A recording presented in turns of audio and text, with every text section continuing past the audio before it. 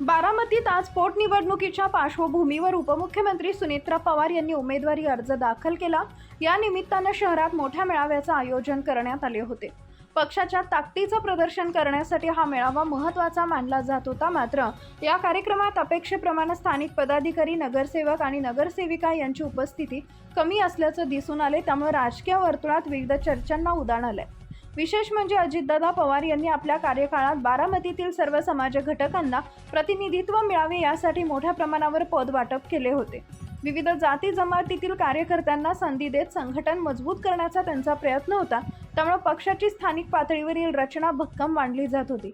अशा परिस्थितीत इतक्या महत्त्वाच्या कार्यक्रमाला अनेक पदाधिकाऱ्यांची अनुपस्थिती खटकणारी ठरली।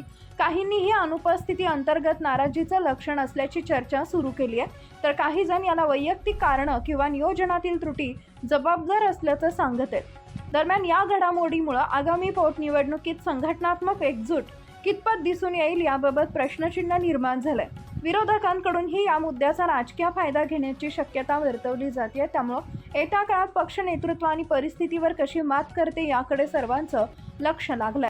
स्पर्श आहे त्यांनी जी इमारती तिनं बोलणारी पानं आणि मुलं सुद्धा जातांच्या आठवणीने करत आहेत। बारामतीकरांच्या विकासासाठी आदरणीय दादांचं स्वप्न पूर्ण करण्यासाठी मी माझं दुःख सुद्धा तळमळात तोडलं आणि अत्यंत धीरानं आपल्या सगळ्यांसाठी बाहेर पडले। मात्र मला हा धीर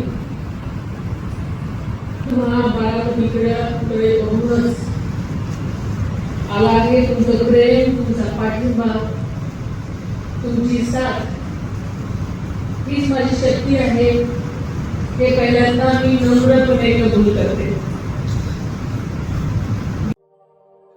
अशाच नवनवीन बातम्या पाहण्यासाठी बारामती वार्तापत्र चॅनलला लाईक करा, शेअर करा, सबस्क्राईब करा आणि बेल आयकॉन प्रेस करा।